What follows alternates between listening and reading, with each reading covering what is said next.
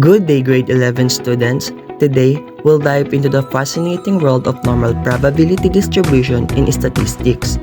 This distribution is symmetrical and bell-shaped, often referred to as a bell curve. It is a crucial concept in probability in statistics, so helping us understanding the distribution of random variables in various real-world scenarios. So, as we explore the mean, standard deviation, and the empirical rule.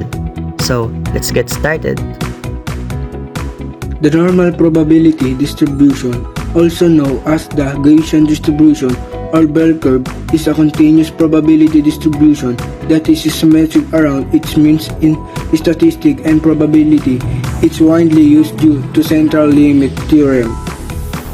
The bell curve is characterized by two parameters, mean and standard deviation. About 68% of data falls within 1 standard deviation of the mean, 95% within 2, and 99.7% within 3. In statistical calculations, the standard normal distribution, distribution is often used to standardize values, making it easier to compare different sets of data. This distribution plays a crucial role in hypothesis testing, confidence intervals, and various statistical analyses.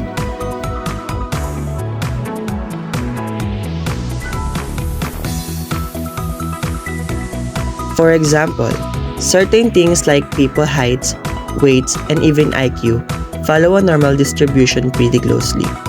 However, because the normal distribution is so widely applicable and each application comes with its own mean, standard deviation, and most importantly units, this causes some problems.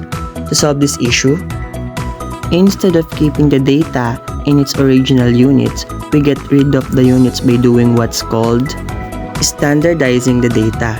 Essentially, we take our original distribution and transfer it to have a mean of 0 and a standard deviation of 1. As the result, any normal distribution of any magnitude or unit type can be converted to be centered around 0 and extend more or less from -3 to +3. Okay, that's cool. But how do we actually do that? Well, in order to standardize data, we need something you may have already heard about in your class, the infamous z-score, which has a formula of z equals the data point x minus the mean mu divided by the standard deviation sigma. Essentially, what the z-score yields is how many standard deviation a certain data point is away from the mean. Okay, so for example, if the heights of people in your stat class were normally distributed with mean of 66 inches and a standard deviation of 2 inches, your unstandardized distribution would look like this. The centered at 66 inches and spreading out by increments of the standard deviation like this. If you happen to have a height of 67 inches, you would fall right here in the distribution slightly above the mean if we were standardize your data point. We could find that your z-score equals 67 minus 66 divided by 2, which is 1/2 or 0.5.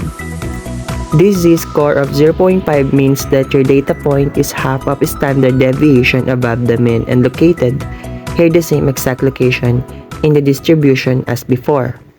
Remember, understanding the normal probability distribution is like gaining a key to unlock the mysteries hidden within data, enabling to make informed decisions and draw meaningful conclusions. If you have any question or specific areas you'd like to explore further, feel free to ask.